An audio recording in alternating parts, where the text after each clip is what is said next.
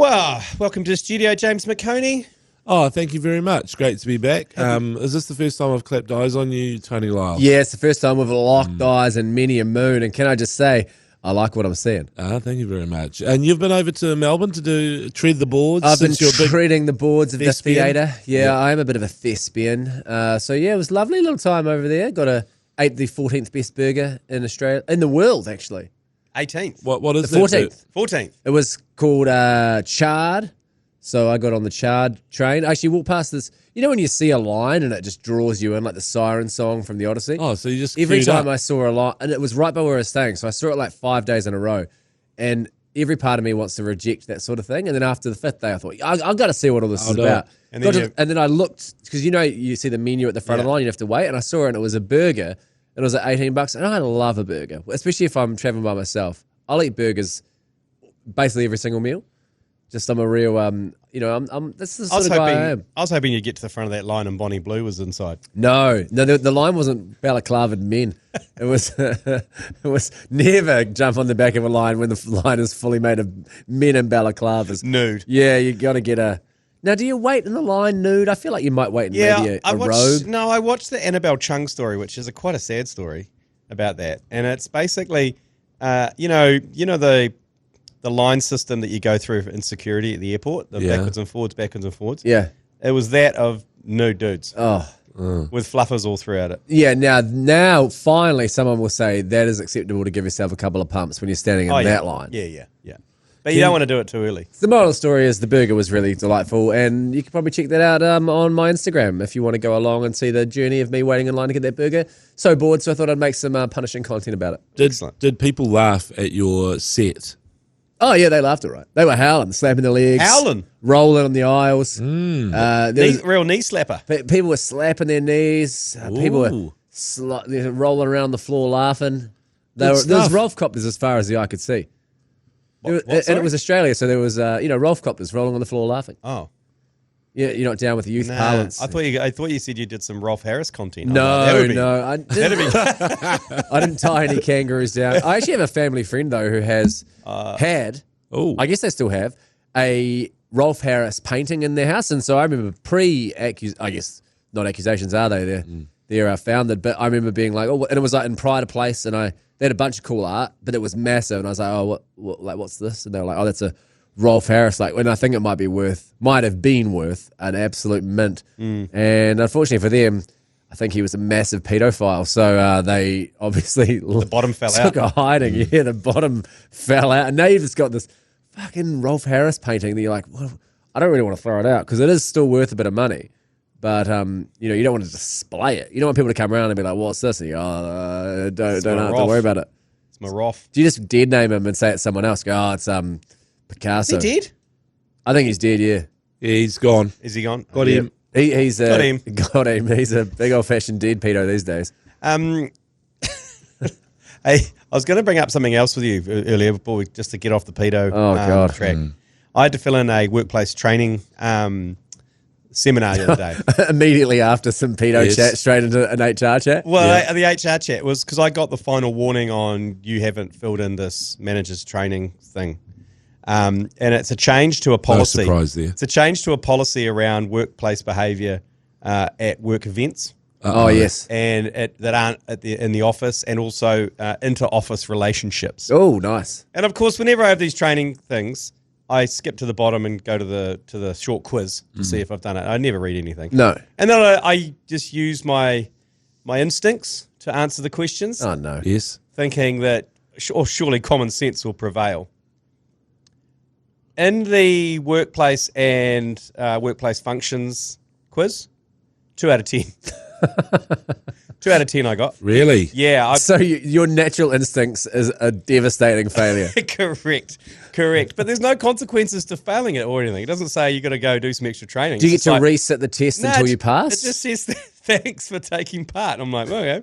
Yeah, you're welcome. A siren in some HR office would have gone off. Bloop, bloop. They're like, we've had a failure. A manager has failed the test devastatingly. It's the multi-choice questions. It's just like, someone is behaving inappropriately at a work function. What do you do? A, punch them in the head. Yeah. B, join them. Choke them out. 3, join them. Or C, report to a senior manager and see if you can resolve the situation. And I always meant for the choke them out. Yeah. Take matters into your own hands. Yeah, totally. I think choking them out solves the problem immediately. Yeah, that's what I thought. Yeah. And if I was up to no good at a work do and someone choked me out, I'd think, I might have stepped out of line there. You wouldn't do it again, would you? No, and I'll learn from it, and I'll be better. I'll do better. Because if the pesting is going on, and by the time you find the senior manager and they're in the toilets doing lines or whatever, then Allegedly. Yeah, I mean, they're quite hard to find. Yeah. They are quite hard to find. Well, you can quite easily. Disabled toilets mainly. Yeah, exactly. Then it takes you that long to find them, and then you go, well, actually, the choking out would have nipped it right in the bud. Yeah, that's Boom, my gone. argument. That's my argument. And also, what if the person who you've got to report it to is the one who needs choking out? I know. There's so many conflicting things here. They didn't give me, in the multi-choice, they didn't give me the environment. You know what I mean? Yeah. You're at a work function, or what kind of work function? Is it a boozy one? Am I outside the 09? Am I in the South Island? And have they told you how many beers you've had? Correct. Because I think that's important. And I think it needs to be far more integrated in a real life situation. Like they should get 10 to 12 beers down me and then throw the scenarios at me, and then I can be properly tested. And not even, it should be like, war games that the Navy does where you walk through the scenario. Live fire. It should be live fire. They should get you 12 beers deep and then let loose, a pest into the office and see how you react. Yeah, or an absolute smoke show comes in and starts flirting with me, and I see how I react. You go full, the dog eyes come out, your jaw drops to the floor, your tongue rolls out, and they're like, oh, no, that's not the cartoon dog reaction. That's not what we wanted. Yeah, live fire HR training, that's what it needs to be. Okay, live from the Export Beer Garden Studios. This is the agenda for Friday, the 28th of August. Shit the bed. The Agenda Podcast, the home of sporting nonsense and claptrap. Brought to you by Export Ultra. Team was named overnight. I keep bagging the All Blacks for not naming the team earlier in the week to throw us a bone. But it's actually quite good because we've got something to talk about on Friday now. But big change. I mean, a couple of injury replacements, which were obvious, and the fact that Seaman Porker's coming in, Tupuvai to lock, and on comes George Chikabauau for I Am Groot. But the big change is Josh Morby being punished for one missed tackle. By the sounds of it, yeah. They said, Dave Rennie said word for word in the press conference, we think Leroy's better defensively, which seems pretty hurtful. I mean, he did let a try through, and that's impossible to argue with. But it does seem like maybe he's paying the price. But also, that guy, Esterhazen's an absolute brute. He's 125 kgs. He can play centre or flanker. He can run. He's like, he's a freak of nature. And also being left alone out there. Like, I mean, where was the connection of the defence? It was pretty much, they had us for numbers, really. That's why. And so it was, I don't think he should have actually been punished for that. But I do know that Leroy Carter, when it comes to stats of busyness and beating players and all that sort of stuff, he creates a lot, and he is an aggressive defender. But the thing is, it doesn't really matter if somebody that big gets you in a sort of compromising position. Doesn't matter how aggressive you are. You can fly off the front of a freaking Kenwood truck, can't you? Yeah. Yeah, and sometimes when you think about Leroy as a little chipmunk flying in a Kenwood truck, they got to get their technique right? Yeah, because he is so little. So he's even smaller than Josh Morby. So it is going to be the squirrel versus the truck scenario. And, I mean, there was no sweeper running back there. I think the fullback might have been out of position. So there's a few things going on. It just does seem tough. But maybe, I don't mind the idea of Morby coming off the bench in the second half as well as the big South African sort of tire. He's so silky and smooth and nice with it in that second half. So I don't really mind it in terms of a switcheroo. But also, it shows how far down the chain Whinianganofo is, because they made a big deal of stopping him from going to Newcastle and saying, you're going to be an All Black, which he is.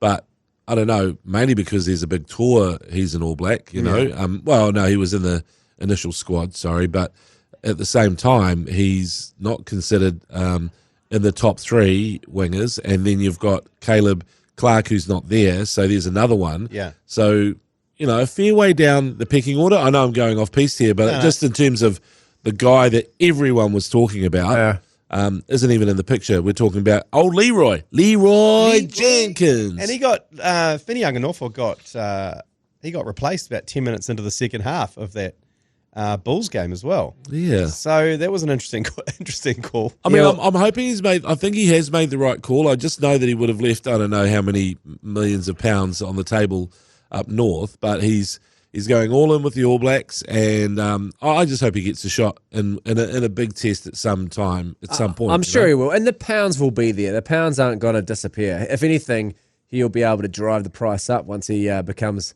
a solidified All Black for a while. Gets a few tests under there, stays fit. If you stay fit. I mean, he's only about 18 years old. I know I'm talking about injury. Like that's the whole thing. You just don't know. And wingers have that sort of shelf life thing, which is.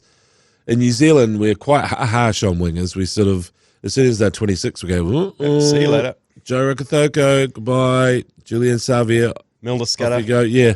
As soon as they get to 26, people go, what else are you? You either move in, you move in to centre, or you go overseas. Or you go overseas, or maybe fullback if you've got those all-round skills. But yeah, we're a weird nation like that. That's all I'm saying. What about Razzie? Is Razzie flying the white flag, or is Razzie playing the double bluff with his change of first five halfback and Pollard, bringing Pollard in? Heinrich has come into number 9, benching the superstar that you talked about last week, James McOnie, the new DC. Is he either waving the white flag and saying, I'm going back to basics, or is he lulling us into an aerial bombardment that will never happen? I think he's saying, I need the guy who won me 2 World Cups. Yep. And it's kind of weird how he's on the shelf and you go, hey, Andre, you know how you won us 2 World Cups? One only just sort of 3 years ago.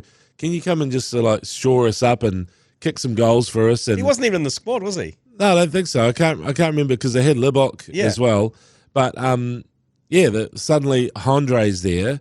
It is, I think it's an admission that they're going to not be as exciting as what they were planning to be. Yeah, I agree with that. I think they were thinking they might try to razzle some dazzle. Yeah. I mean, the big stat that everyone's throwing around after last week's game is we kicked more than them, which no one would have guessed that. And I don't think that's going to be the case this week. I think they are going up and they're going under. Yeah. And they're going to really rain it down on the fellas. Totally, because you know that they've lost Cheslin Colby as well, who's part of their razzle. He's pretty much most of their razzle. And so he's out.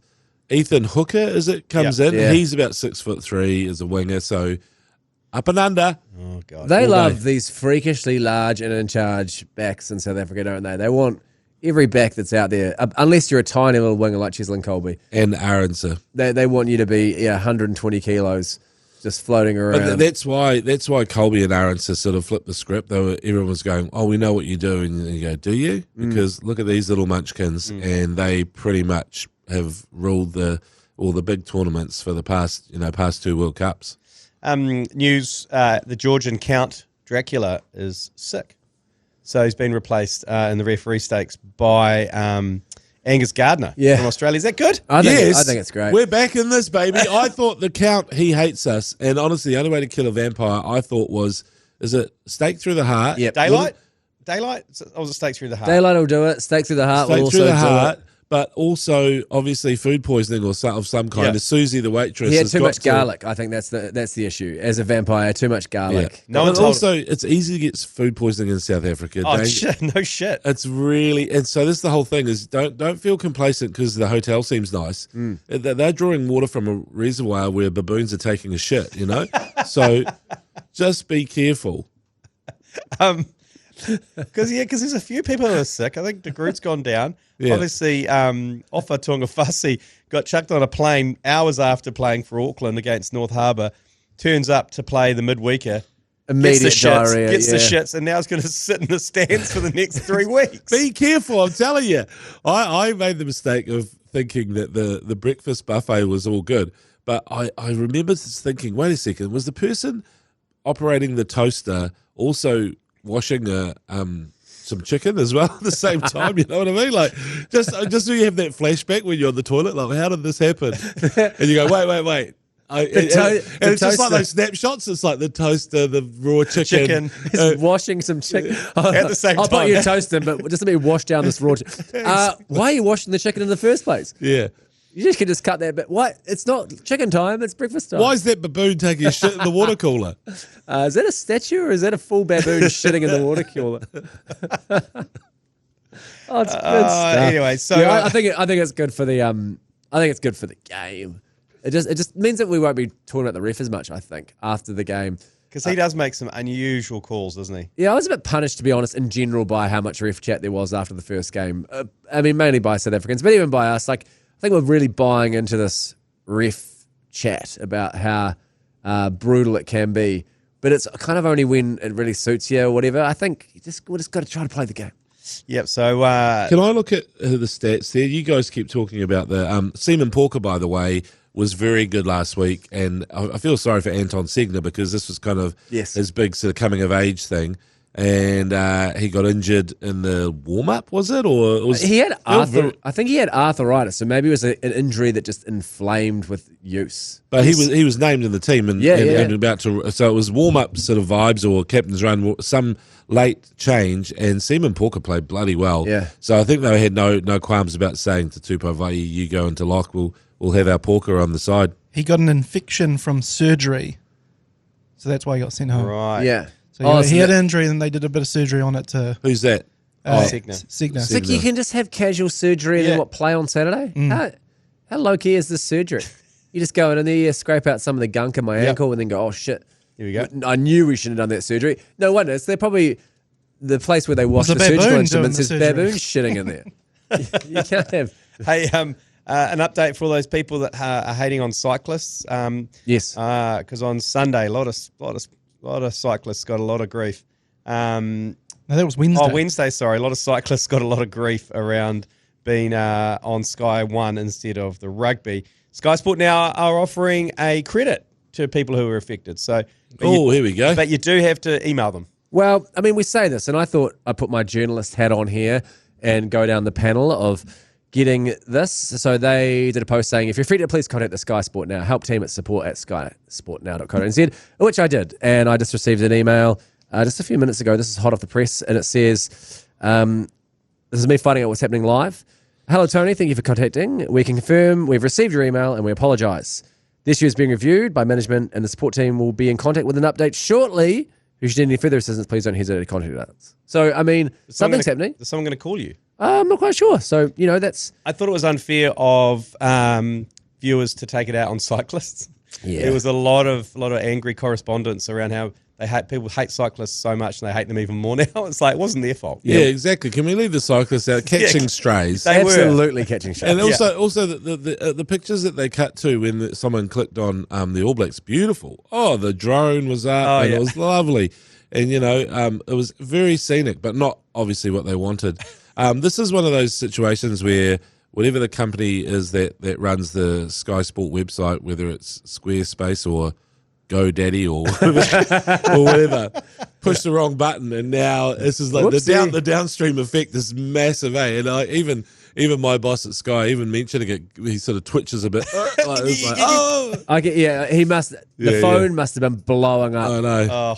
I did see someone saying, surely they must install a button, and this bit after the Spark Sport fiasco of the World Cup back in the day, there must be a giant plunger, like when you Acme and you blow up the cave to kill Roadrunner, and it just launches the broadcast onto TV3, so that if something goes amiss, you go, oh shit, hit the plunger, bagushka, and then they dominate the infomercials, and it just goes straight to free to air for everyone, and then no one can complain because you go, listen, Sure, the cycling was on, and we put it on TV3, so just get it on there. It's very early, though. Instigate the plunger. I feel gutted for the people who probably they have to leave home at 7 o'clock anyway, because I've got one of those 7:30 starts or an 8 o'clock start, and this was the only thing they were really looking forward to, like getting up early and having the rugby on. And I was like, oh yeah, because I got up at 5 as well. And I went, I just might go back to bed and watch the replay. Watch it later. Which will seem to be fine, but anyway. It's the early old start. If you've already made cheese on toast for your kids, you get up, they're all wrapped in their All Blacks hoodies, their Oodies. Do you have an Oodie? You strike me as a bit of an Oodie guy. I don't really need an Oodie if you look at me. You got nature's Oodie. It's Oodie. It's Oodie. I've got nature's Oodie really at the moment. I remember wearing a puffer jacket once, never again. No. I pretty much was the Michelin Man, And I was like, why is it so tight? But anyway, why are people taking photos of me? why are the Ghostbusters assembling? Exactly. Yeah. Exactly. Combining the streams to kill me. Yeah. So no, I was just like, There's certain clothes that you just don't wear as a fuller-figured gentleman, Tony Lyall. Right, okay. Hoodie is one. We'll take a quick break. We'll be back with just a bit of an NRL update around this rule change that they're trialling this weekend. I do have to admire the NRL and the way that they just try out new ideas, because they're trialling off this new kickoff rule, and they're doing it with only teams that cannot make the top 8. So it's not going to affect the competition at all. It's so NRL to say, let's just see how it goes. And now if you get points scored against you, you decide whether you want to kick off or whether you want to receive the kick. So I suppose there's tactics around that, because I suppose if you want to receive the kick, you obviously get possession straight away, but it's going to be in your 20. Or you choose to kick off and go for a short kick off and try and win that, which you could do anyway. Yeah. So yeah. it was last night was the first time it was being tested. It was actually a replay of last year's final, which is wild that both of the teams are out of the running for the finals. It's the first time since 2010 that's happened. As a little stat check for you, which was the Storm and the Eels in 2010. But it was a Storm v Broncos, both out of contention for the finals. Storm ended up pumping the Broncos incredibly.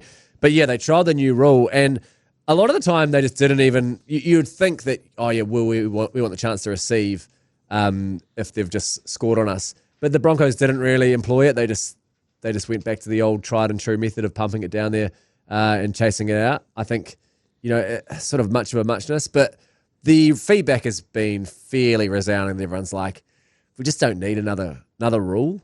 It's like this, and a take that I saw, it isn't mine, but I think it's a good one, was like, league is a fairly simple game, and when you're watching it as like an offering, the idea that it's quite easy to understand is quite a good way to market the game. Like, rugby is a far more complex game. There's more going on. So look, it's a simple game. 6 tackles, you score, you kick off, and having one more layer of complexity just doesn't add much. So just bugger it. Well, they're doing the NFL kind of like vibes, isn't it? Really, yeah. Where, and I think they did it in sevens for a while as well. The team that scored would kick off. I think this is a product of two things. One is they're worried about blowout scores. Yeah. And the season before the Dolphins turned up was shocking for blowouts. Like, there'd be one close game per weekend, and I'm sure that's where discussions like this started, because it just, a lot of people would have come into the office on the weekend and go, "Oh, that was a waste of time." Yeah. On the Monday, and so then the Dolphins regulated everything, and everybody was a bit closer together. Webby brought the Warriors up. You know what I mean? Like, there's been things that have happened since, but now they're kind of going, well, actually, we still want to take care of those blowout games that have got no kind of entertainment value once the team goes past 40 points. So that's one thing. The second thing is, even though you can contest the kick, if you lose the ball, you're pretty much on your own try line again. So the risk reward isn't great. And as you know, in league, you've got 6 tackles, and if you don't completely fuck it up, you'll be somewhere in the vicinity of the attacking zone, unless you're Latrell Mitchell, who's the master of the strip. So that's where I think rugby probably has one of the few advantages over league, where possession is contestable, and that's the kind of thing where almost too contestable sometimes. Yeah. Because if you make a good break in rugby, it almost fucks you over. Yeah. It's like the half break used to be your best friend when you were back in the day, and now it's your worst enemy. You made a half break. Fuck off. No, turn over a penalty. Caleb Clark conundrum, I always call it, because he's always able to beat the first dude, and then he gets isolated so many times, but it's only because he's really good. He'll always that first tackle, you're cut right. through, and then he's also, and this is completely beside the point, can we finally get Caleb Clark some longer sprigs? That man is the slippy overest player I've ever seen, I think. And he needs to get the 27s on. And all my watching, he's so frenetic. He must have so much power and torque going through his big caboose. That's what he's happens. unable to keep the wheels on the grass. It's definitely caboose related. Yeah, I think it's got to be caboose related. Yeah, I think we've identified something. I don't know who from the ACC should make the approach. Probably not G Lane. No. I think we can all agree on that.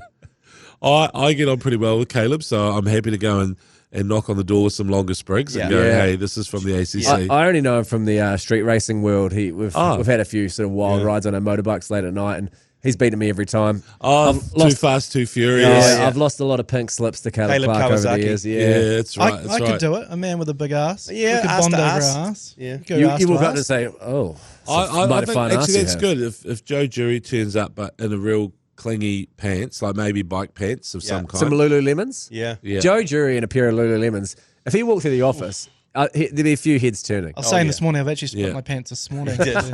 He did. He says. His exact words were, "Oh no, I've split my pants again." And the main heads turning would be the HR team once again. Hey, where in the rule book does it say you can't wear a pair of Lululemon pants to work? I don't see a lot. Let's not have that rule as well, because if people are trying to enforce that, come on now. Well, let Joe Jury roam free. Well, it's the singy rule, isn't it? It's the singy rule, like the singlet rule. No singlets? Well, but women can wear singlets. Yeah. But if a man wears a singlet, there's a problem. Yeah.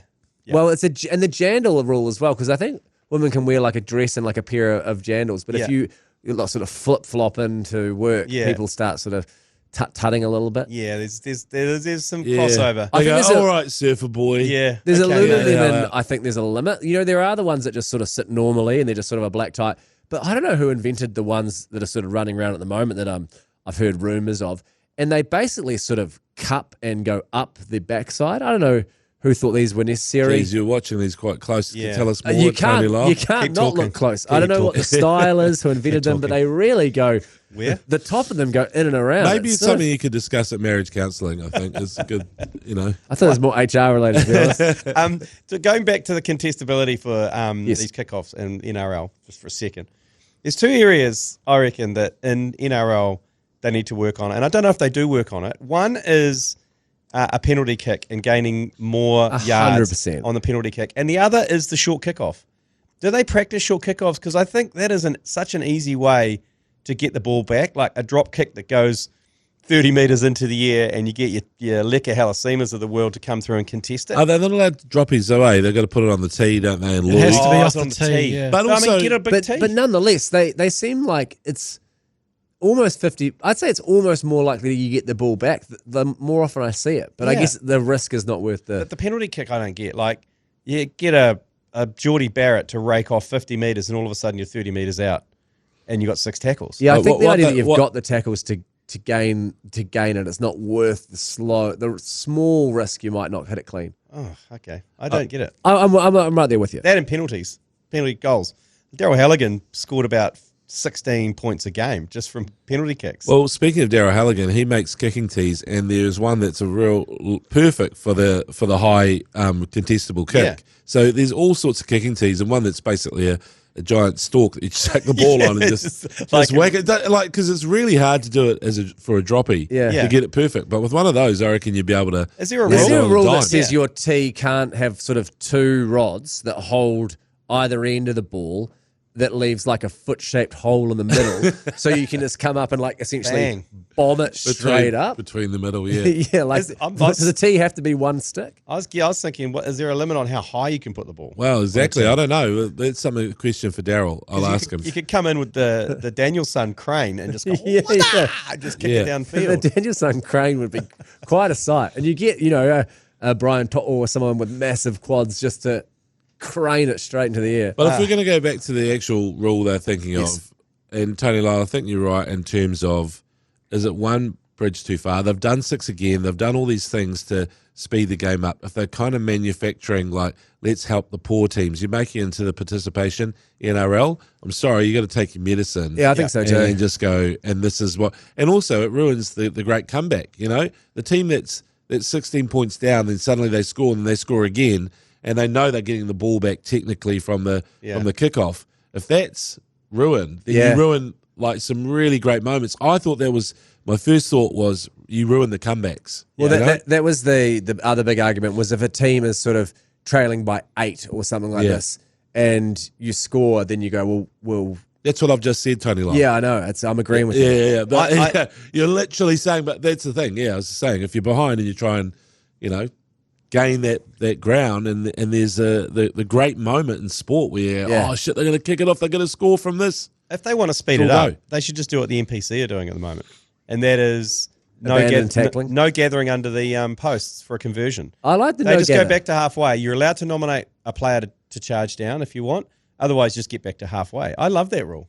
I think I can't believe it hasn't been instigated earlier. They just go back to halfway rule. Yeah. And so Why are we going for rugby? Yeah, for NPC. Yeah, Why they are we should. going under the Are they posts? doing that now? Yes, the Yes. NPC are doing it. So if you watch the NPC, No posts. score a try, the team just go back to the halfway, and you're allowed to nominate a person to charge Great. down. Finally. But most Some teams common don't. sense. Most teams don't bother with the charge. And like, fuck that. It's just they just go back to halfway, and then whoever kicks conversion has to leg it back. Yeah, exactly. And the game carries on. The It's person great. who charged down, always in rugby, it's always like the punisher who wants to show the coach that they're like fitter or whatever, or care the most. They've still got energy. Yeah, I was like, mate, give it up. The boards are all sucking in the big ones. Surely that's you though, Tony Lyall, the lock who's got a bit of pace, like the one who's sort of like, I'll show you guys because this is my specialty. I would always be performatively angry under the posts and like annoyed and aloof, standing behind the Refusing behind the huddle, to join the huddle. Just angry. missing tackles, and I'd go, head Buddy up, hooker, backs. throw it straight at me next time, would you, pal?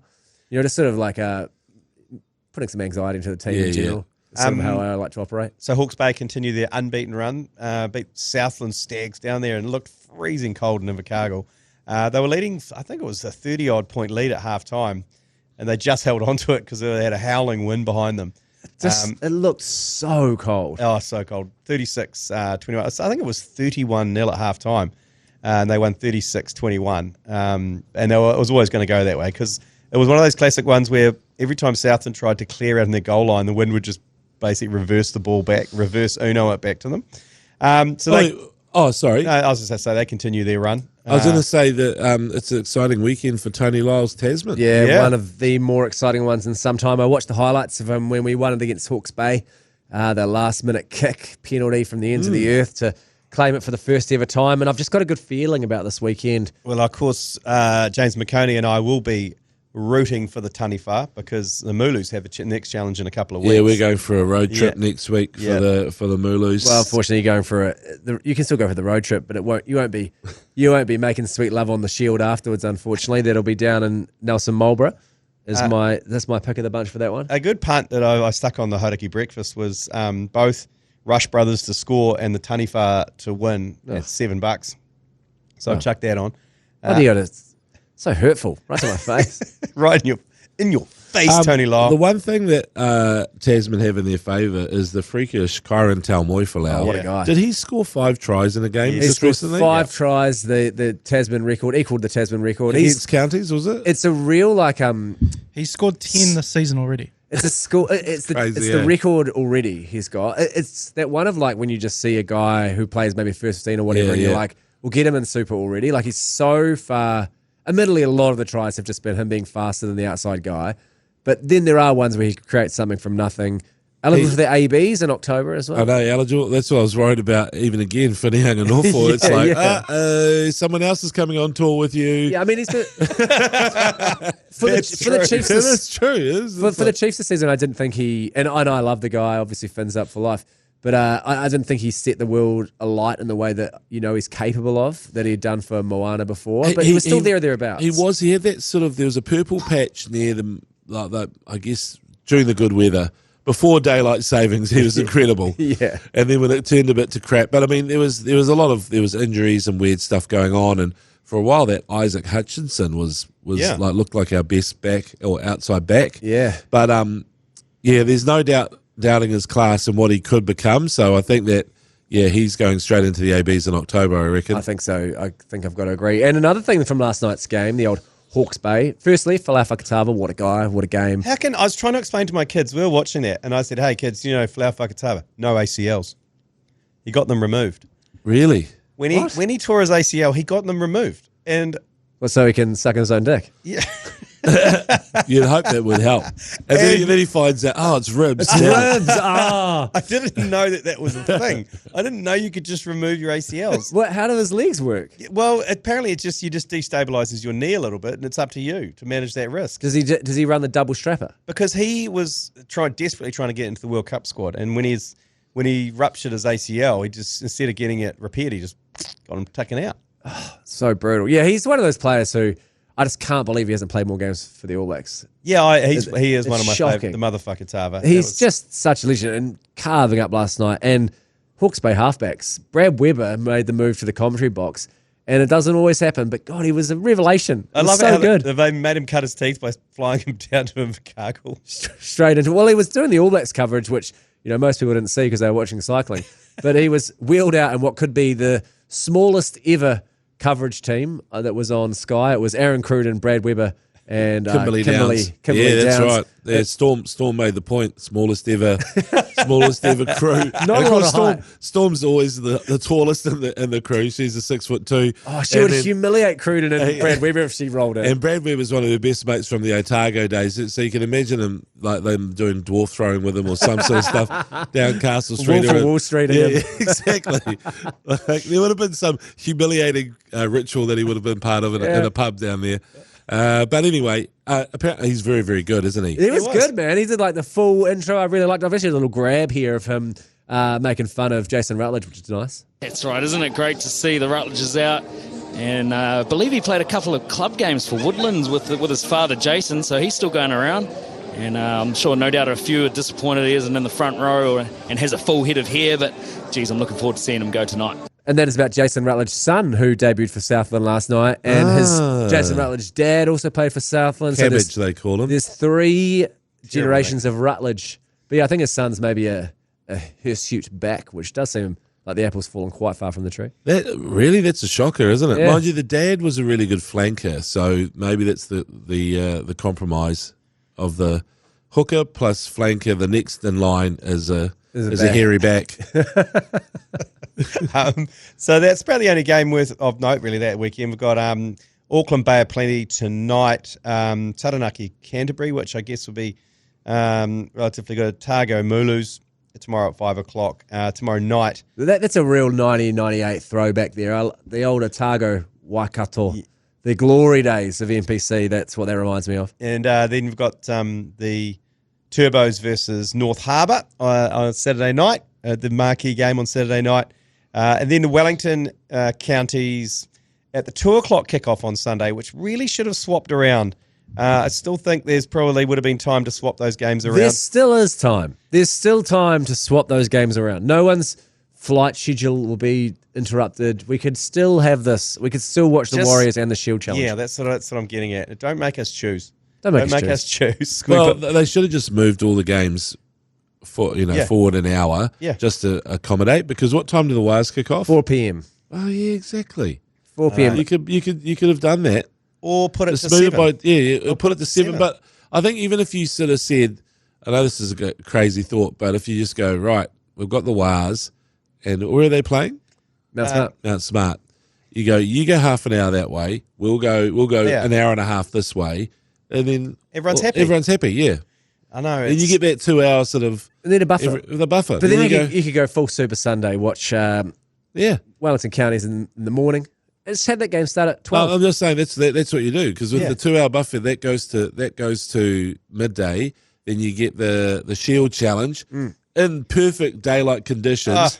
The Harvilli brothers just going... Carving it up. Eli Odenryan, by the way. What a guy. What a guy. And then the Wires, obviously, after that. But I was just going to say, I saw possibly the greatest club rugby try by a forward I've ever seen in my life from Eli Odenryan. I'll try and get the video to Joe, and we need to put it out there. It was from earlier in the season, Auckland Varsity versus Marist, and he runs about 80 metres through about 7 or 8 tackles.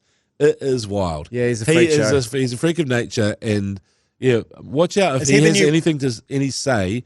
Is he the new runny bum? Is he the new runny bum? Yeah, he's the new runny bum. But even on, I can't really say steroids, but he's got turbo. He's got a real sort of turbo boost. It's crazy. He's got NOS. He's got NOS. NOS. So, real quick Mano Atu fact here. Are you watching the television show Mrs. X or Miss X as it may be? No, what is that? Well, I love shit TV. It's actually not bad. It's a New Zealand sort of drama / comedy, but the Turbos play a large part in it. The guy has a Turbos jacket on, and everyone comments on it the whole time, and is like, "Nice jacket, mate." And he's like, "Yeah, you got Corey Gonzalez-McCure's character's like, oh, the Turbos, they're my favourite team growing up. I love them." And then it turns out that's how they recognise him in CCTV footage. It's because he's got a Turbos jacket on. He's got a bucket hat. And who would have thought that the Turbos would play a large part in this is sold to Peacock in the States, it's sold to Disney in the UK and Ireland. I can't wait to see it. I think Melissa George is Melissa George is the main person. It's currently on TV3. You can get it. I'll have a look. It's called Miss X. It's very, very good. It's I've been enjoying it. But yeah, I love that the turbos play a starring role. Well, did you enjoy? Is it what's it called? The Good Place, when in one of the characters, this is like a sort of an afterlife show. One of the characters is obsessed with the Jacksonville Jaguars and Blake Bortles, who was the quarterback at the time, and he's a real sort of he's a dumb American football fan who just keeps on going on about Blake Bortles. And I thought this is actually kind of cool because Blake Bortles doesn't even have a job anymore in the NFL. He's that average. Yeah. But he was a mega fan, just chucked in the middle of this kind of like quite, I guess what you call a dramedy sitcom about what happens to you when you die. And he's just crapping on about the Jacksonville Jags, a bit like old Turbo's guy over here. Yeah, it's good just to put real life shit into a TV show. Yeah, that's good, isn't it? Yeah. Good call. I'm deep on Alone World Series. World Championships. Do you watch Alone? Nah. Oh, the World Championship one. There's a Kiwi guy in it, and they put them in Alaska and just give them a bow and arrow and some tarpaulin, and that's it. And there's a guy from Slovenia. Are they nude? No, they're not nude. It's not the nude one. It's not the. Well, we're not interested. Let's move on. It's not the naked and what is it? The naked and afraid. Naked and afraid. No, fuck, that's weird. That's so weird. Why are they blurring it out though? Come on. That's how I wake up every Sunday. I don't need to be more naked and afraid. At least pixelate it, because then I can squint and see it. Come on, guys. I can run it through my depixelation software. We've all done it.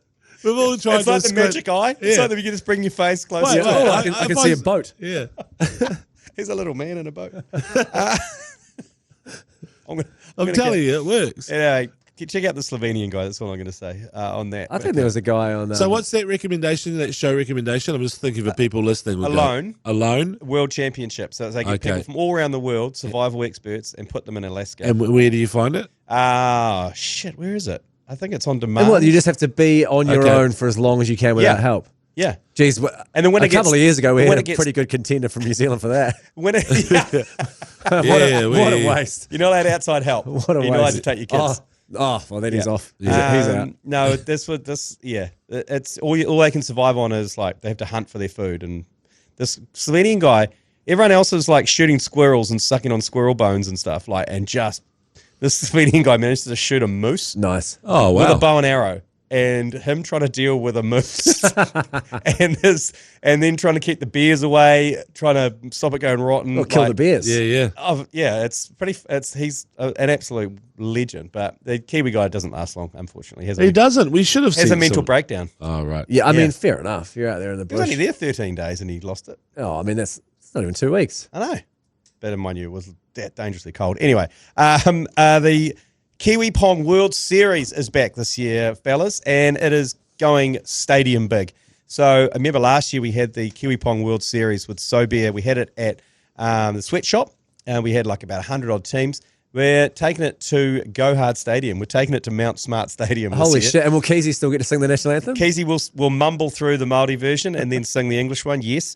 But we're going to Go Hard Stadium to battle it out. So it means we can get double the amount of teams there. You'll be competing for $10,007, which is a record amount because last year was $10,006. Great. Basically, it's all the funds raised from that is going to go to the Warriors Foundation as well. I think they're going to enter a couple of teams based out there at Go Hard. But you need to book your place fairly quickly. Text PONG to 3236 to register your team of 2. With your register, you get a couple of free refreshments and a pizza as well included in your entry. It is going to be happening in November, but get onto that. Text PONG to 3236 to register your team for that. 10 grand that's not bad. And the people last year just win you get the 10 grand just then and there. Yeah.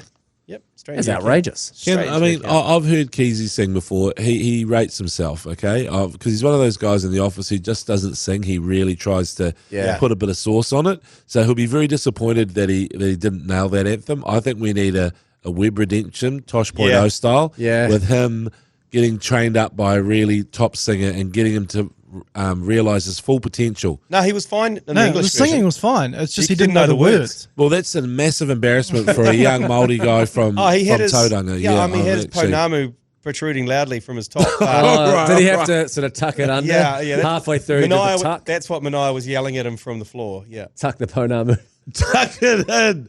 Tuck it in. It's a brutal heckle.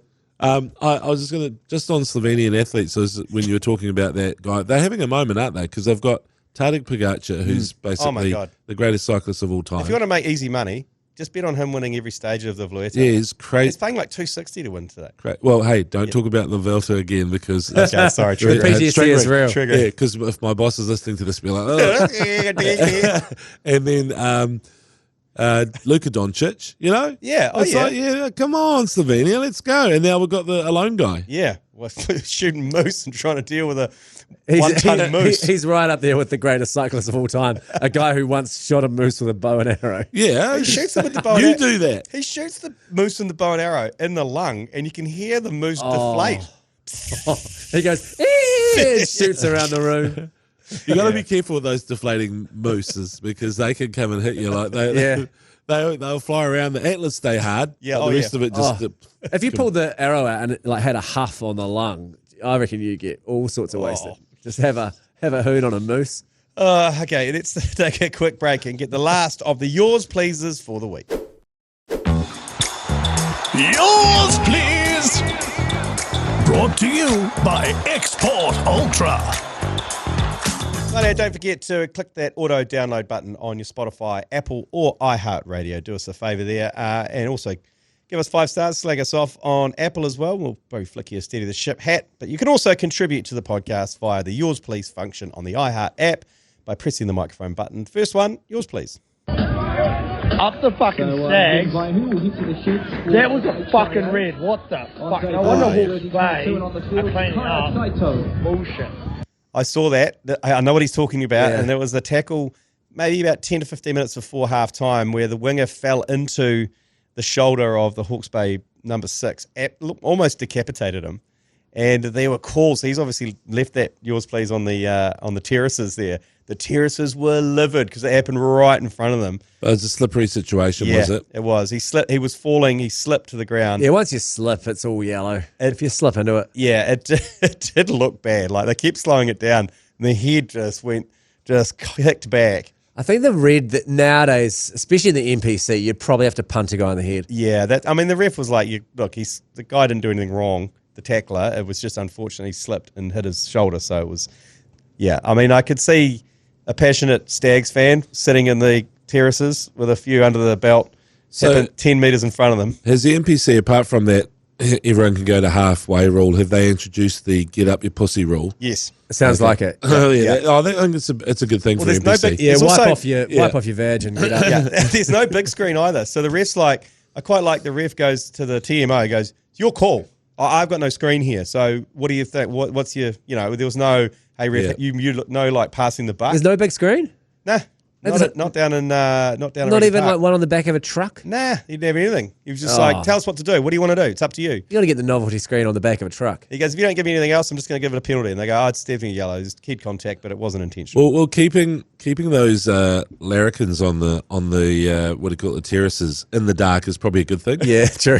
Because if they saw it again, a replay, they might riot. They'd be like, I've got my gun in the ute. Just give me a minute. They might torch the truck that the big screen's on. They cut to them once and only once only. I did love it because I think Joe Wheeler goes, yeah, they're not happy up there on the embankment. And it cuts to them, they're like, fuck. There would have been Southland lunchboxes flying. Oh, fuck, it was good. It's good. Fuck, I love it. That's probably why they banned the big screen because the last one has been burnt down. Yeah, it's like, how many can we put out there? Like, there's 3 of them have been shot, one's been burnt down. Are you off here with the Southland lunchbox? No, what's that? It's a cut in half box of beers that you buy at the ground. Yeah. Cut in half. They give you 4 beers according to the stadium, but I mean, it did look like they had 6, and they cut it in half and dish it out. Yeah, and then you wander off. Shit, that's good. Yeah, it just makes total sense. I did enjoy the wide shot of the main grandstand at Rugby Park in Invercargill and the corporate boxes at the top. And not one person sitting outside the corporate box. They're all up against the window because it was so fucking cold. Just a few bar heaters would have been cranking in there. Yeah. Okay, next one. Yours, please. G'day, fellas. Sitting here listening to some music on a Friday arvo and made me think, have you guys ever done a first 15 of songs? Thinking Dutchies by Shapeshifter being like a real hard-hitting second five that kind of keeps blasting through the games. Yeah. Bat Out of Hell being a very erratic fullback or halfback that's just kind of chucking the ball wherever. That's cool. Yeah. I like it. Not sure where you land. We did a Rockstar 15 when we had Johnny Toogood on the blind side. And Meatloaf on the front row. We had Meatloaf on the front row. So we've done like a Rockstar 15, which was quite amusing. Yeah. But we haven't done a songs one. Yeah, it's a bit more cerebral, isn't it? It's a bit more vibe-based. I do like the Bat Out of Hell as a fullback because, Damien McKenzie on his day. He's a bit of a bat out of hell. Yeah, he's a bat out of hell. Who else? I mean, look, you've got the rapid songs, right? So there's kind of like you can easily have your wingers with anything that just Sandstorm. sort of beats per minute. Yeah, exactly. Yeah. He's on the Sandstorm is and then off he definitely a goes. winger. Sandstorm, one wing. Yep, it's true. Yeah, then like Metallica 1, I'd say that would be your tight head prop. It makes sense to me immediately. Yeah.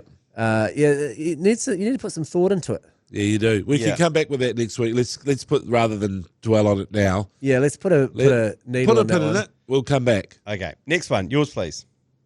If you think some cow-cocky Northland farmer's going, oh, fuck, the Warriors are on at the same time as my beloved Northlands having their first fucking shield defence in 50 years, what am I going to watch? Oh, they need to swap around. Fucking get it up here, because I don't give a fuck. That's just you cunts making up a yarn. Go to the tunnies, and I'm from counties. I don't know.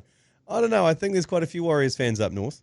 I mean, there'll be a few there'll be a few cow-cocky. I mean, there'll be a few people who don't give a fuck about the Warriors. I do take his point. I think the priority, the idea that it should automatically be the shield that shifts is, I can see why he might take umbrage with that idea and saying, actually, this is the biggest thing to happen up here in 50 years. So maybe who gives a fuck and just go watch the game. I kind of see his point. Yeah, I guess. Next one. Yours, please. Tony Lyall, Tony, sweet little Lyall. Sup, Dad Kisses. Cal from Brizzy, formerly Christchurch here. Hey, got a couple of rules to put the TMO back in their box. Firstly, a limit on the number of phases they can go back. I'm thinking 3. Secondly, once that conversion's been kicked after a try, that's it. Try confirmed, you can't go back. And thirdly, they can't speak unless they're spoken to by the main ref. Yours, please. I don't mind the last two because they've changed it, haven't they? Because it used to be if you kick the conversion, that was it. That was a kind of a full stop and a line under it. And now they can go whenever, right up until the kickoff. They can come back with the TMO, which is a bit off-putting. And also I don't quite agree with the just butting in the middle of a game to the referee, which we didn't know happened so much until we went to Eden Park for that Irish game. And we got the ref mix from Sky, and we couldn't control it. It was all into one mix, so we couldn't turn the referees down. And we had the TMO constantly talking to the referee throughout the game, which must be quite annoying for the referee. Yeah, because you're looking at so many different things. I remember hearing Richie McCaw at some event say, there's 40-something things that the referee can ping you on at a breakdown. So I need to make sure that he only sees the good things I'm doing and not the bad things. And someone going like, 40-something options. I was like, all right. That's crazy. And Richie McCaw's brain is like a computer, so you can imagine the ref's trying to keep up with players like that, or all that sort of breakdown nonsense. It'd be freaking hard. Then you got old Chirpy in the ear. Old Chirper. I don't think the 3 phases, I don't think that's enough. Well, I think they used to be that, right? I think there was like 2 phases was the rule for a while, but then now it's just go back to the last restart. If something outrageous happens, in the lead up to a try before the last, so if there's a throw-in, you can't go back before that, but you can go back to the last restart, which I feel like that kind of makes sense. I remember the All Blacks historically have scored some tries where the referee has done us a big favour. I remember there's one against England, Courtney Laws, they were saying was offside or some kind of thing, and I was like, oh, geez, you wouldn't even call that on the day. Yeah. And they sort of went, yep, and it was all in favour of the All Blacks. And then even at Twickenham, was it Jerome Kano's pass it was the try against South Africa in the semi-final? Shit, it was a mile forward. But I think it was, they stopped. They didn't come back for forward passes maybe until the year after. Yeah, forward passes are always so tricksy as well because it's so much harder to see on the replay. But I mean, we got with the biggest one of all time at the World Cup final. Totally. So, Absolute shocker, that one. But when I looked at Jerome Kanos, I was thinking, yeah, maybe we have to sort of take the crunchy with the smooth on this one, eh? Yeah. I also mean we got the crunchy when in 2023 when was it Richie Moe scored and they went back for a sort of a knockout in the line-out that was an age beforehand. Yeah. They went all the way back. And we did end up scoring off the subsequent play, but nonetheless, it was, a few minutes later, the momentum had moved, and it did seem like so long before. Yeah, exactly. It was a knock-on, but yes. It was a big knock-on. Yeah, it was a big knock-on. All right. Thanks, Cal from Brizzy, formerly Christchurch. Next one.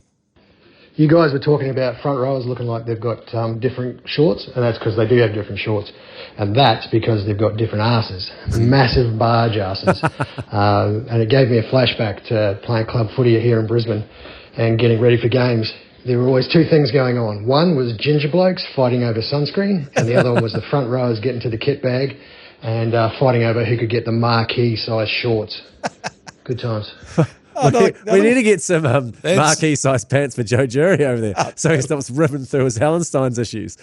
I remember Ben Tamifuna caused a lot of problems, I think, playing for Waikato, where they went, no, those shorts aren't going to do, and the game kicks off in X amount of minutes or whatever, so you know what I mean? Like, I think he's got to get some Planet 8 boardies. Yeah, someone had to sort of go and find some kind of solution. Go to a Rebel Sports and get pretty much. Quadruple XL. And then in the following week, they sort of had it with the sponsor.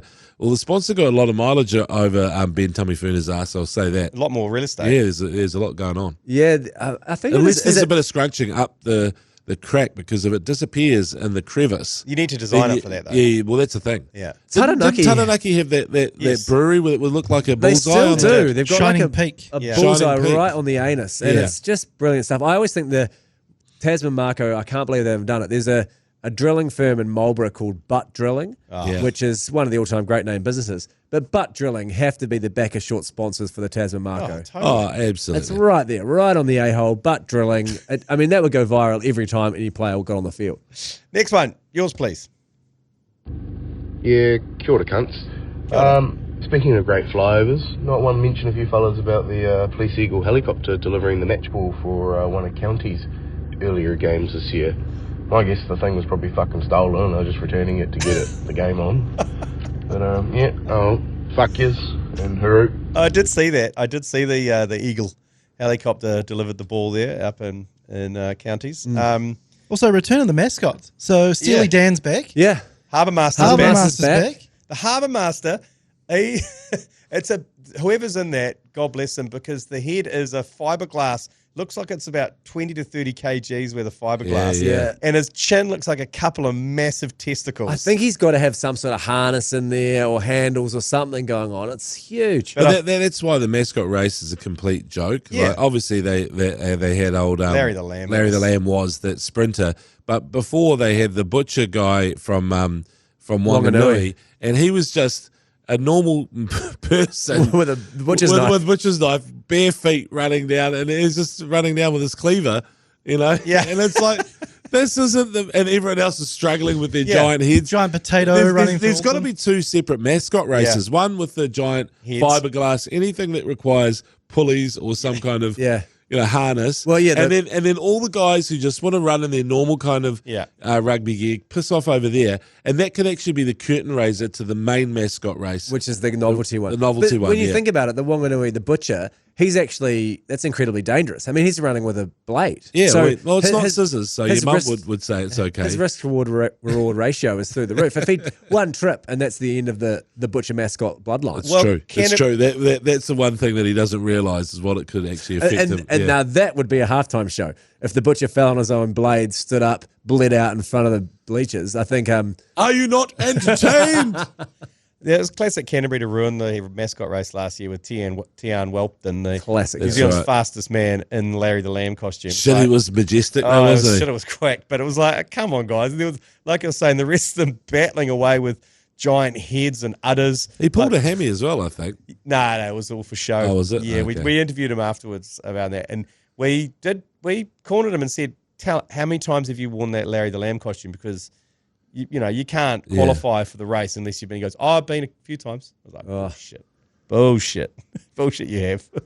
But G Lane with his events hat on, like this is definitely bullshit. in your wheelhouse, I also think that the mascot in the mascot race should have to sort of be shit-faced. This is throwing back to the Marlborough Red Devil back in the day. He was a guy just in a full Red Devil, like the tight lycra hat with a stick, and he would just be blind drunk every time. Tian did say that. Tian said that a lot of the mascots, because it was held in Canterbury, and so they'd flown the mascots all down there. So a lot of these mascots are just volunteers. Yeah. And he said they ripped into it. Like he said, 95% of the mascot races were well over the drink driving limit when they were out there. So he said it was a pretty easy race. Proud to hear that. Yeah, I know. That warmed my heart. Captain Hurricane flew them down. Yeah.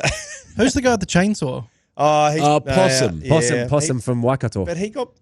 No, he got the Bay of Plenty guy, the Bop. Hoary Bop. Hoary Bop, yeah. Well, Hoary Bop, he loved the media too. So Possum and Hoary Bop were sort of like, they were almost not quite front page news, but definitely page 3 girls in their day. They were. I tracked down Possum maybe last year. We had him on 7 days. I had to do a full. I went full David Lomas and found Possum's place of residence, got him on the blower, and he was keen. And he hadn't done anything in ages, and he's an absolute legend. He was the guy with the chainsaw at the top of the cherry picker. Yeah, yes, exactly. In case you're wondering, and there was no chain on the chainsaw, so he was just basically revving the engine. And someone put the cherry picker there for him, and he was revving away for seasons, on end. And I interviewed him as well. I saw him at I weirdly just recognised him, and I thought he might have been a guy I went to school with. And I went, "Oh no, you're Possum." And he was just at a parade in Garden Place, not with the chainsaw, just being a fan. So he's just a big fan. Well, and it still does. I think half of the stuff he showed up to, he wasn't asked to go. He just would roll up and do it. He went and did the Ranfurly Shield Parade and just walked along with his chainsaw, and it wasn't asked to do it. Just got in amongst it. He's a true legend. Hoary Bop, we're into version 2 of Hoary Bop as well. The original Hoary Bop unfortunately passed away a number of years ago, but someone stepped into the fray. He got banned for a while, Hoary Bop too. I don't think the Bay of Plenty quite liked his behaviour. Was he off the books mascot? Yeah, I think he was a bit off the books and off the reservoir, but I think possibly because he's called Hoary. Yeah, potentially. That might have been the reason. Yeah. You can't be the mascot for the Steamers and not be fully steamed. Well, you could just be a big Cleveland Steamer. That would be better. He apparently is a very good swimmer. I was offered a media opportunity of watching Hoary Bop swim across the Waikato River. Bring that kind of media opportunity back. Feed the beast. I want to see Hoary Bop go over the Hooker Falls. That's what I want to see. And if he swam from the Hooker Falls. He was just like he went down several hydroelectric power dams and stuff. It was fine. I've been trying to track down, while we're speaking of mascots, really briefly, the super buff man who used to be the Otago Highlander. Back in the day, there was this massively cut guy with a full head of hair. I've done my darndest to try to track this fellow down. The Highland kind of Braveheart. Yeah, if anyone has any leads onto this man's whereabouts, who he was, what his story is, I would love to get in touch with the original Highlander. He used to just run around, he'd stick a big broadsword into the earth at Carisbrook and rack up the scarfies on the terrace. He's gone completely off the book. So if anyone's got any leads, let me know. And I've also found a home for quite a few hundred of my 10,000 Steady the Ship hats. Harbour Master's going to give them out at the next Harbour game. Oh, great! So there you go. Perfect. Now that's synergy. It is. Next one, yours, please. Yeah, g'day fellas. Aussie Wounded here. I just want to start off by saying, where the fuck have you been, Joe Jury? And Tony Lyall, you are growing on me. I never thought I'd say a pedo was growing on me, but there you have it. And yeah, just want to shout out that unbelievable test between the ABs and SA. That was just unbelievable footy to watch. Even as an Aussie supporter, I was backing the ABs all the way through. And yeah, Geordie Barrett, what a fucking magician. I was just thinking that if I was watching Aussie South Africa these days, I hate to say it, I'll be backing Aussie. I think I hate South African rugby more than Australia. Well, they're the massive underdogs now, aren't they, Australia? They've fallen so far from grace that if they were to play, it would feel like a upset. It would feel like a minnow beating South Africa. Yeah. So I think I'd be in the same boat. So Aussie Wounded, that's 3 Aussie yours pleases in a row. Aussie are playing Argentina, by the way, on Sunday morning. Saw the team get announced and thought, oh yeah, that's right, they're a team. But Aussie Wounded makes a good point about Geordie Barrett, just absolutely the peak of his powers, old Geordie, like the udon noodle. now being the dominant Barrett, Yeah. he's pretty much said to his younger brothers, older brothers, I'll take this. Thank you very much. Are you guys just my taking team? Take a knee. Take a knee. It's all mine. You would have thought Bodie would have forever and always been the alpha Barrett. But yeah, I think it's moved on. Obviously, Smiley's number one. He's the one who's installing the installing the solar panels on the roof. But yeah, I think Geordie may be the new top dog. Well, Smiley's acting much far superior than all of the other Barretts combined in that advertisement. He's the only one who delivers his line properly. I need to have a chat to them. The glasses chew's genius when he's thinking. I would love to. Can you please blow that wide open? Get a wee Crago's Wild story down there, because I want to know the story behind that. Who asked who? How that worked out. How they roped everyone in. The acting alone. His acting is. Smiley's great. He's got a glint in his eye, that man. He's very good. And when they asked him to do it, he would have delivered the perfect line. And I bet you the director goes, "Oh shit, that was quite good." He's got hidden depths. Depths, Smiley. I did enjoy the brief time I had with him in Christchurch at Super Round, where he came up to our leaner. There was a glass that I'd already been drunk out of. There was a little bit of beer in the bottom, and a half jug there. And he kind of went, grabbed the glass, kind of whipped the thing out, and just grabbed the jug and filled it up, and goes, "Cheers, boys." And we're like, "That's what I'm talking about." Yeah, we posted that photo of him just staring down the camera, and it basically got people pregnant. Pregnant with an All Black. Yeah. The only thing that could make that story better is if he just poured new beer on the old beer and drank it. I probably did. Tipping out the half cup of old beer. I mean, he's almost on the Minesweeper app. G Lane was saying to me before, who do you want to bring in this time? I went, just the father of basically New Zealand rugby. He is. Yes, exactly. He's your dad now too, G Lane. He got some nachos. He got some nachos and a couple of jugs. He did well out of it. Speaking of our Australian fans, we are teeing up the kick-off and kick-on, fellas, to do a crossover episode. Oh, beautiful. Wow. Probably pre-Bledisloe Cup. We're trying to do it before the end of Super Rugby. Oh, how good. It never actually happened. Big time. So, buckle up. Hey, well, all I'm hearing about that is let's go to the Bledisloe test in Sydney. So lock that in. Okay. Next one. Yours, please. This is a two-parter. Hey lads, I'm just in my light crew going for a bike. Fuck the first half of the All Blacks. Woo! Sorry, cyclists here. Just got cut off at the end, part two. Just meant to say at the end, love welter, mana. Love welter, mana. Can I just say, great to hear a cyclist perspective on this whole shenanigan. That's the best one we've got. That's what we needed. We needed someone to balance this whole thing out. What a mana. Absolute palate cleanse. Yeah, it really is. Next one. Yours, please. Hey, fellas. I was hearing all the shit that Tony Lyall's getting about this bloody masturbating after a rugby game, but I think I just had to jump to the fence here. And feeling like, I can't believe you've not heard this before. We call it down here rugby cop. And that's just after a game of rugby. Been wearing probably some tighter skins. I basically go for the budgie smugglers. Not as big down there. So you just give it a few shakes and plumb her back up. There it is. Only one or two shakes. Yes, this is exactly it. I think it's your wording. Like one or two shakes, fine. You're just waking it up. For me, when you say pump, I'm thinking pump it up. I'm thinking like you said, masturbate. You don't have to go full knuckle. It's not masturbating. It's just priming it. It's like, when you press the button on the lawnmower just to 3 times, you get 3 little presses. You just what you're looking for. You wake it from its slumber. What you're looking for is a choke. You just a little choke. Yeah, just a little wake. So it goes, whoa, what are we doing here? And then you're like, we're in the shower and the fellas. It goes, oh, okay, that makes sense. I think I've got something hot off the press, which is Andre Pollard is out of the test. Oh, breaking news! Breaking news. So I'm guessing, Mark. Warning. Jesus. Warning. So I've got that terribly wrong, and I apologise. That was right when Darcy apologised. I just thought, why are you apologising so profusely? I've never heard him apologise for anything in my life. But it's great for us. What I thought. This is great for us because every time we get something wrong, we play. I've got that terribly wrong, and I apologise. Yeah, it's perfect for any occasion. So it was the knock on by old Cobus Alona. He's got 2 hands to that. I think he made a genuine effort. Oh no, I've got that terribly wrong, and I apologise. What So who's going to come in? Is it going to be? It'll be Marnie Libok who'll come in. Okay, it's not going to be Sasha. Oh, Is Baron Cohen's not out there? I think Marnie is. Oh, actually, maybe not. Maybe it is Sasha. It could be Sasha. But this went from breaking news to we're not quite sure. The breaking news is Hondre Pollard's out. All right. Yeah. So chill the fuck out, Tony Lyall. Jesus Christ.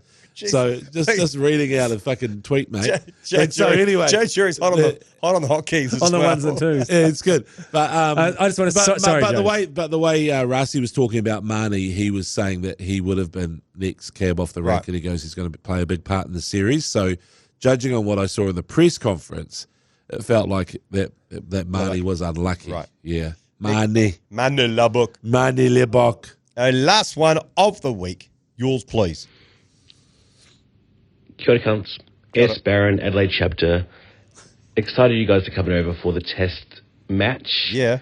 My mum has said that she'll lend me her Suzuki SX4. So I'm happy to be your chaperone. I just need to know if you want to go to the Barossa, McLaren Vale, Adelaide Hills. Oh, yep. Let me know in the comments. Wow, I'd love to go to the Barossa. Yeah. The Barossa Valley. We'd have to leave pretty early, though, because the tests start at 11 in the morning. So I don't want to miss too much of the game. What's your drive time there? I think it's a good hour and a half, maybe. You'd have to 2. tee it up with the winery earlier to make sure that the cell door's open when you got there, because it'd be terrible to get there and be greeted with a big closed barn door. What if we bought the Barossa to us instead? I think you can bring the Barossa to Muhammad. I think that's pretty. But thanks for offering up the Suzuki as well, the Adelaide chapter. His mum's as well. His mum's Suzuki. It would be great to have for the weekend if we can drive us around. I mean, centre console full of peppermints, I'd imagine. Yeah, absolutely. Absolutely. I'm glad he's covered it off with his mum this early as well. Because it's not until December the 16th. I mean, she's got yoga to get to. She's got Christmas shopping. She's got to get around too. Yeah. So, she can jump on the public transport, go and take care of her errands, and then the Suzuki's sorted out for the rest of the day. If you do want to join us on that tour, there's still packages available, either land only or you can the full flights and everything, because flights are getting pretty spenny now, but it might be worth it. Text boxing to 3236. You'll get the details of Adelaide and of the Boxing Day test as well. Check it out. I cannot wait actually for that head over there in Adelaide. I just want us to survive Perth. If we can get out of Perth unscathed, I reckon it's all on for this team. And then it goes into Adelaide, Melbourne, then Sydney, which I think are far better conditions for us than having to go over to Perth and get flying off the park. Well, I personally am just worried about the Boxing Day. You know, you've booked the flights, I've got those locked in, and you just think to yourself, might be a couple of days where I'm not quite sure what I'm doing in Melbourne. So I'd like it to last the distance, and then my itinerary's full. But sometimes you're like, well, I guess I'm going to the zoo. Again. Yeah. Again. So join us over there. It should be a magnificent time. Are you headed over there, James? No. I've got to know a few people who are going to the Boxing Day test. I do enjoy just following the cricket. Are you guys doing commentary there? We're going to do the BYC podcasts from over there and a bunch of stuff. I don't think we're doing any commentary. We might do some stuff with Triple M's coverage over there. We might do a couple of stints on there. Jerry and I might do some stints in Adelaide, and then myself and Paul Ford in Melbourne with the Triple M. I do love listening to the ACC commentary as going about my business and mowing the lawns and going for a walk, because it's actually quite good, the dip in, dip out of a test match. You guys will be right in the mixer. Yeah. Fucking hell, you'll be right in there, won't you? And I'd say the commentary would probably deteriorate after the first hour, the first session, and we're gone. Yeah. We're gone. We've been Geordie Barretted. We're out. Oh, yeah. Yeah, a bit of Geordie Justice for Geordie as well. Justice for Geordie. Fuck that. Yeah, we do need to revisit that as well, don't we? I think we do. Maybe we need to get Geordie on the pod and relitigate it and try to set up some sort of Justice for Geordie fund for this Boxing Day test. We need to just go back and find the exact which day it was and the exact time it was. And the ball. And then basically at that moment get the entire stand to stand up and scull their beers. The Justice for Geordie ball. You know, when everyone yelled out bowling Gary on that one ball and Nathan Lyon got the wicket on that ball, I think we need to do a bit of that action. Even fly Smiley over to scull the beer. Try kicking Smiley out. You can't out. kick Smiley Barrett out of the MCG. That's sacrilegious. Yeah. Okay. That's it for the Yours Pleasers for the week and the agenda for the week. We'll catch you next week. A bit of on and off next week because we're on the road. Some exciting news with GWM and our great roots of New Zealand. So we're going to be on the road next week for a little bit of it, but we'll do our best to bring you the agenda each and every day to get into your ear holes. Other than that, have a great see you weekend. Sunday for some rugby. Oh, yeah, 3 a.m. Sunday. Rugby. You've been listening to the ACC's Agenda podcast, brought to you by Export Ultra. For more episodes, like and follow on iHeartRadio or wherever you get your podcasts.